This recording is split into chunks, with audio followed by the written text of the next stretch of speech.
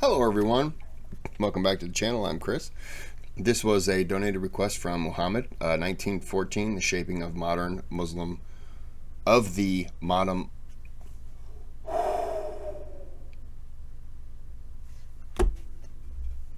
cup of some iced tea with no ice. Okay. 1914, the shaping of modern Muslim of is my brain dying? 1914, the shaping of the modern Muslim world, part 1. Oh, good old Dr. Yasir. We're going to edit out all that screw up stuff that I did. I won't edit any of that. So we're going to break this down into, I think it's some 16-minute videos. And start.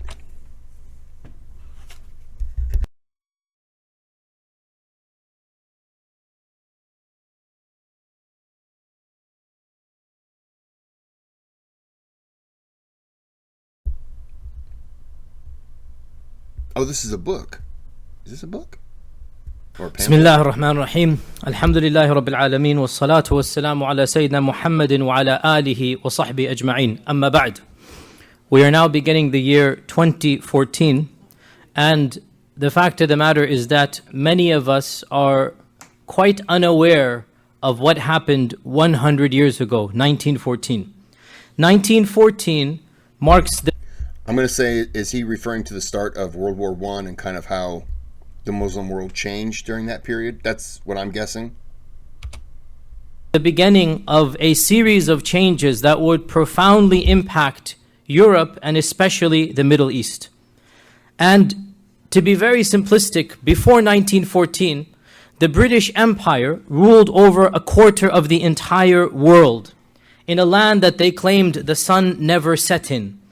Before 1914, America, by and large, was not yet a world power. It was just beginning its ascent into world politics, and it was almost completely overshadowed by Europe. Before 1914, the Muslim world, while no doubt having suffered a lot of calamities and not as politically strong as it had once been, nonetheless still had a unified caliphate.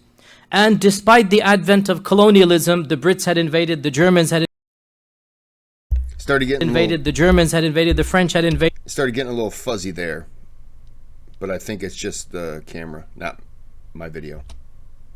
Sorry. Despite all of the colonialism, still there was a sense of a global ummah, and there was still some light at the end of the tunnel. There was still a ray of hope. All of this was going to change in 1914 onwards. In 1914, the one event that is basically assumed to be the catalyst of World War I is the assassination of the Archduke Franz Ferdinand. Now we're going to have to hear a little bit of European history because it is intrinsic. You cannot understand World War I without a little bit of European history. Believe you me, I will try my best to minimize the European side, but we need to understand some European history in order for it to play into its role in the Middle East. Can I just say, World War I is fascinating to me, and I covered a lot of it on my channel, which kind of got me down this road coming here. And this is going to be very interesting to see how the Muslim world... Why does my phone like to... just... Shh. This will be fascinating to me. Because World War I, you know, they don't... a lot of things just don't really get covered. But this would be cool. I'm excited for this one.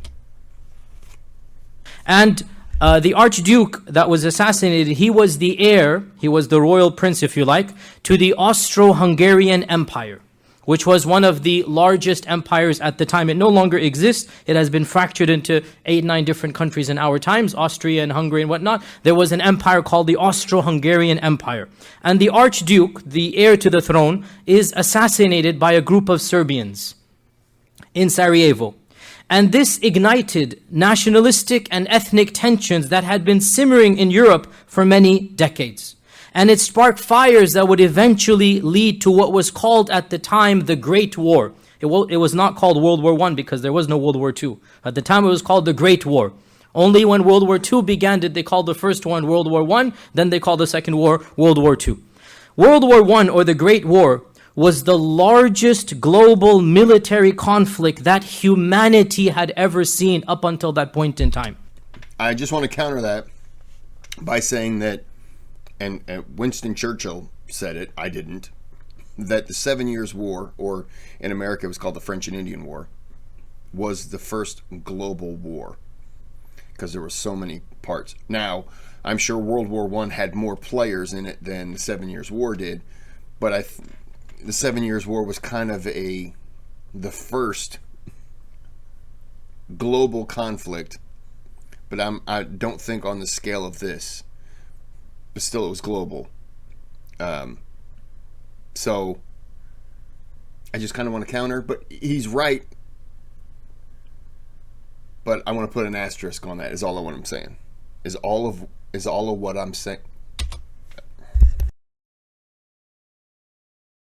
With over 70 million soldiers participating. These are staggering figures. 70 million people on the battlefield fighting. These are the fighters, not the countries. The countries, obviously, if you include them, that's literally more than half of almost of the world's population. And around 10 million people died in the battles of World War I.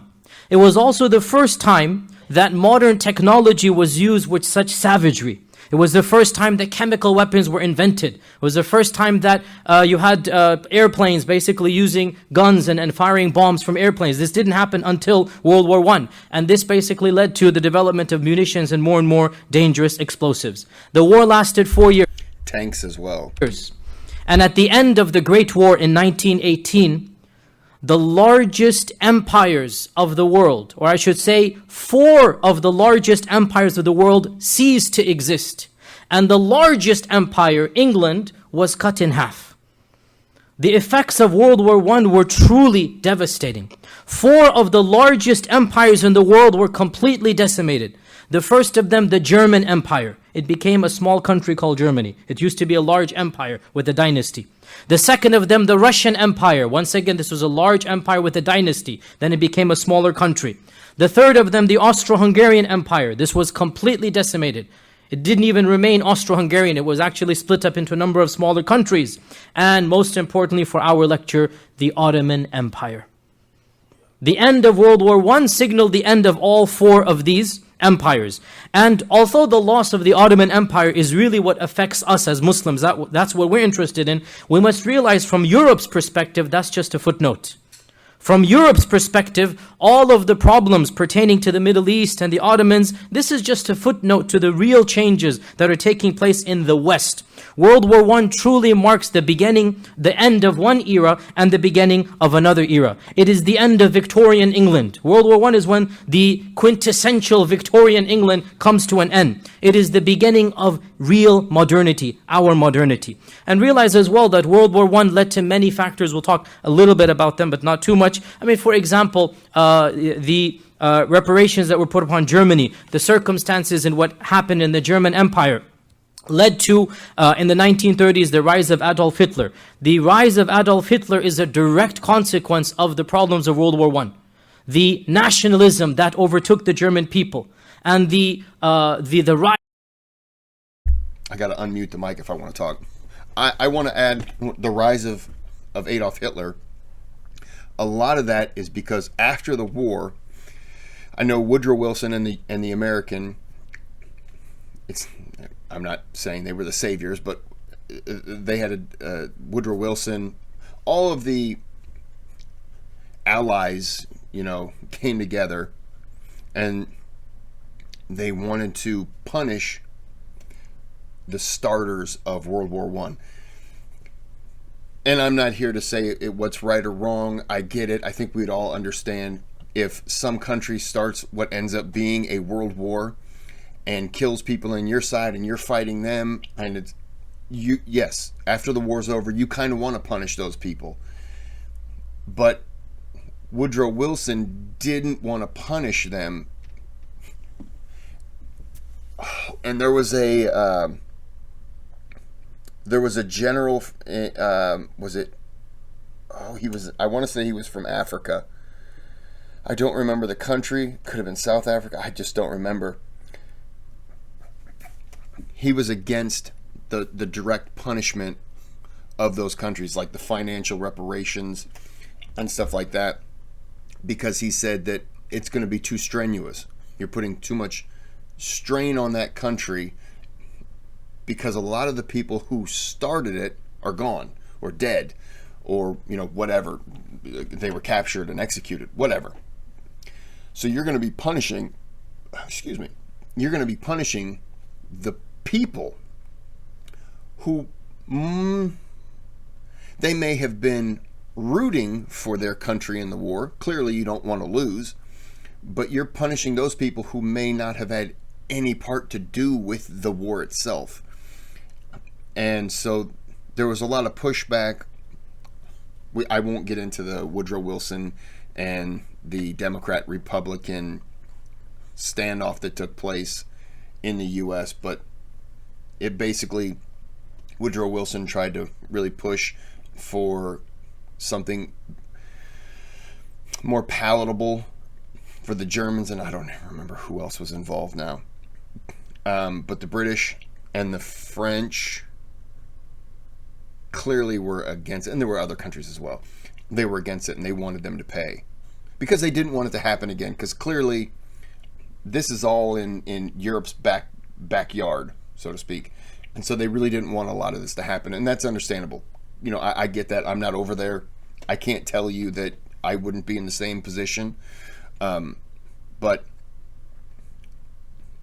because of that punishment that was being put down, a guy like Hitler swoops in, realizes he's a shit painter, but you know what he is good at? He's good at speeches. He's got the charisma to get people to listen to him and to start believing in what he's saying. And next thing you know, you got a guy who's batshit insane, and he's just telling the people, hey, look, we shouldn't take this. And the people are like, yeah, we shouldn't. That's all it takes. People, French Revolution, look at people like Rasputin. I'm not saying he's the same, but you can get things start happening and people will just look, and there's always one crazy person that steps forward and just like, hey guys, I'll take charge, and everyone's like, no, okay, good. And then you listen to him and you're like, yeah, I kind of like what he's saying, and other people are like, I don't. I think he's insane. But you can't, some people are just scared to speak up. But a guy like Hitler swoops right in and gets everyone together, and they start breaking all the agreements in the treaty that was signed. World War II happens. So, back to the video. I apologize. Of this extreme nationalism and the, if you like, the charismatic character that was needed by Germany at the time. This couldn't have happened unless World War I decimated Germany. And they needed this savior figure, and they saw in this megalomaniac Hitler, they saw this savior figure. And of course... And he's also, he's a savior figure in a way because he's also bucking the system. He's standing up to those who they would view as tyrants who are oppressing them. And he's the guy who's standing up saying, I'm not doing that. We're not doing that. We're going to do this, we're going to do this, and we're going to do this. And we don't care what you think. And the people are going to rally behind that because it's self-preservation. He's going to be the guy who gets them out of it. And yeah, that's how it starts. Hitler led immediately to World War II, and of course World War II led to the power vacuum. Europe was decimated after World War II. After 2 world wars, Europe ceased being an international superpower. A vacuum is created. Who is sucked into that vacuum? America. And so, post-World War II, America becomes the only dominant superpower. It is no exaggeration to state that pretty much every single major political issue of our times began being shaped directly in 1914. The superpowerdom of our own country, America, the breaking up of Europe, the fractionization of the Middle East, the collapse of the Ottoman Caliphate, the last Khilafah that we had, all of this begins in 1914. So, in order to talk a little bit, and this was the introduction, in order to talk a little bit about this, we need to mention a little bit about World War I. So, if you look at the map here, we're going to set the stage for World War I, what exactly happened. That in order to make sense of the events that led up to the collapse of the Ottoman Empire, we need to give just just a very brief overview of the political situation in Europe and the West in the time. The primary superpower at that time was England. America had been, up until that point in time, isolationist. It does not want to get involved in world politics. It's a very mind-your-own business type of stuff, and it was only after World War II that America comes to the superpower stage. Competing with England, but a distant second, is Germany. And after Germany, we have Tsarist Russia. Russia is still being ruled by dynasties. And France, and this large empire, you see, the Austro-Hungarian Empire. The Austro-Hungarian Empire. European alliances at the... I didn't realize Spain was neutral in that. Interesting. For whatever reason, I just figured Spain would have been involved.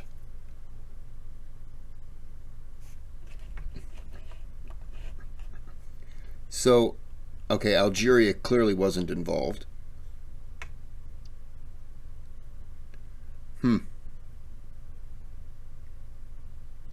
It's interesting. Spain really throws me for a loop. Netherlands, yeah, I could see Netherlands staying neutral. Switzerland, clearly. Denmark, Sweden, I mean, they're north. They're out of the way. They're like, look, stay the hell away from us. Netherlands, I could see the Netherlands staying neutral, but I could see them also donating maybe money or weapons quietly. I know they did that. They helped the U.S. during the Revolutionary War, so I could see them. But you know, they were neutral. I'll say they weren't doing anything. But that's interesting. Spain really kind of blows my mind. Not that I would expect Spain to be like, oh, well, if everyone else is going to send people in there to die, so will we. I totally get it. And Montenegro also. I'm just guessing these countries are kind of like, look, we don't want anything to do with it. We're less than neutral. You step foot in our... That's probably that color. That color is you step foot in our country, we'll kill you. We don't care what side you're on. And that's understandable.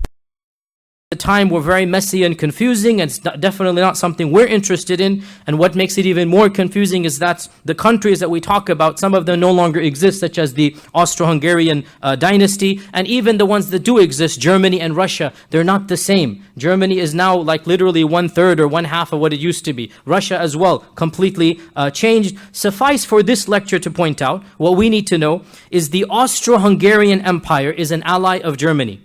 Austro-Hungarian Empire is an ally of Germany. And the Serbs are allies with Russia. Just keep this simple point in mind. Okay? The Austro-Hungarian and Germany is one block, and the Serbs and Russia are on one block. So, when the Archduke of which empire? Who can remind me? Austro-Hungarian Empire is assassinated by the Serbs. So this is igniting racial tensions. When the Archduke of the Austro-Hungarian Empire is assassinated by a group of Serbs, this ignites tensions that are beyond the scope of this class, but they've been stirring for many decades. And eventually, the Austro-Hungarians decide that they're going to retaliate by invading Serbia. When they're going to attack Serbia, Russia gets involved. And Germany, who's an ally of Austro-Hungary, if we can get the map back on, because I know everybody's already confused. If you just look there, leave the map. So Germany and Austro-Hungary, you can consider them to be basically one force. That was the one side of the World War I. You see Russia and Serbia on the other side. Basically, they are all in yellow. That's one block, if you like. So Austria-Hungary decides to invade Serbia because of the assassination.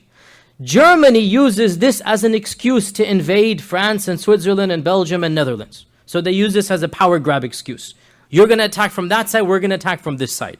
And slowly but surely, every single European power is forced into what was called the Great War. Eventually, all of the world's superpowers are drawn in, and they're organized into two camps. On the one hand, you look at your map now, you have England, France, Russia, Italy, and right at the very end, America. Right at the very end, America comes in. Question. Stupid question. I apologize in advance. Switzerland is neutral.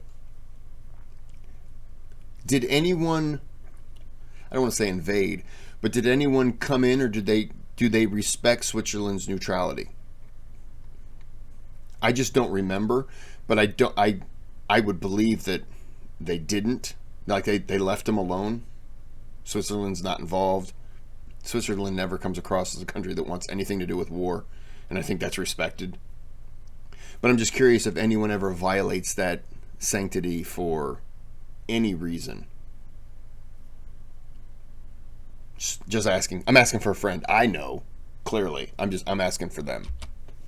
America does not come in to World War I till the very last year. America tries to stay out. The very end it comes in, we'll talk about that a little bit as well. So notice Russia right now is not the bad guys. Russia is on the side of the Allied forces. This is the big confusing thing. Russia is different in World War I versus World War II. Russia right now is on the side of England. It's on the side of Italy. It's on the side of America.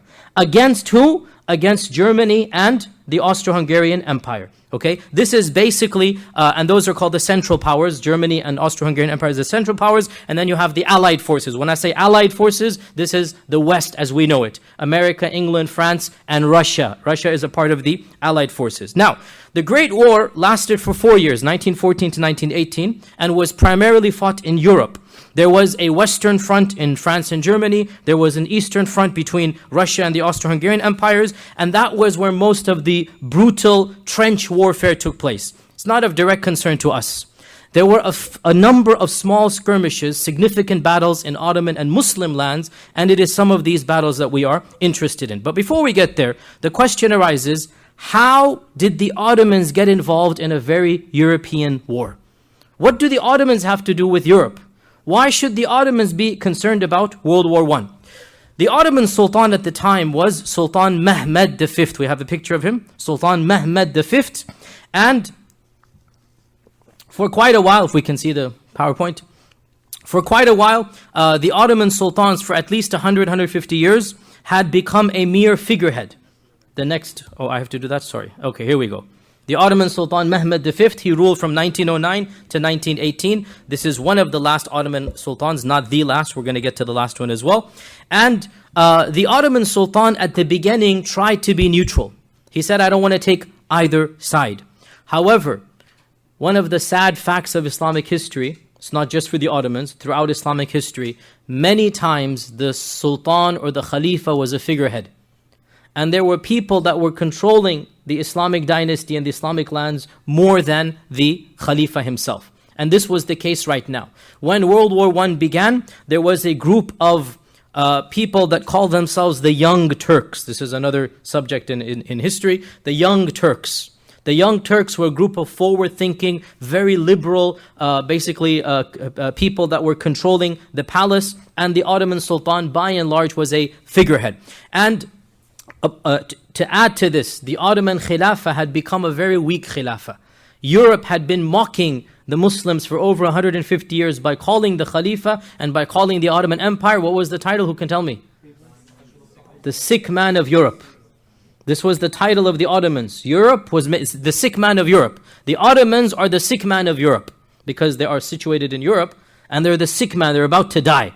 So the British had already predicted the death of the Ottoman Caliphate, and it would come now in World War I. Recently, right before World War I, the Ottomans had also lost a large chunk of their lands, the countries of Bosnia and Herzegovina, the countries of Albania. Additionally, colonialism was also very rampant at this time. The French were in Algeria, the Italians were in another place, the Germans were, England, of course, was in India. As you know, the British Raj was in power. So already large chunks of the Ummah had been cut off. But still, there was the bulk of the Ummah still under the Ottoman lands. Now, the Ottomans were technologically very backward. I gave a talk a year ago about the printing press to give you one example, right? That was just one example. Technologically, they had to rely on the West. Frankly, like every Muslim country in our times does as well. Where do they import the electronics from, the gadgets from? Where do they import engineers from? Where do they import major projects from? You cannot have any Muslim country in our times except that if there's a multinational project that needs to take place, they're going to send out bids to the rest of the world. They're going to come and bid on their local projects. As you know, right? This is the reality. Even much of the construction of Mecca and Medina is being done by German companies. If you don't know this, I'll tell you, right? So the fact of the matter is technologically, no Muslim land can be completely cut off. especially in the 18th, 19th, 20th centuries. So the Ottomans are relying upon Western powers for everything. For a period of time in the 1800s, that Western power was England. In 1880, for reasons beyond the scope of our class, England cut off, said we don't want anything to do with you. England cut off from the Ottomans. They said, get out of here, we want nothing to do with you. So the Ottomans turned to Germany, that was the second largest. Anyone know the reason for that? Because I can't think of any war that happened. So it must have been a difference of...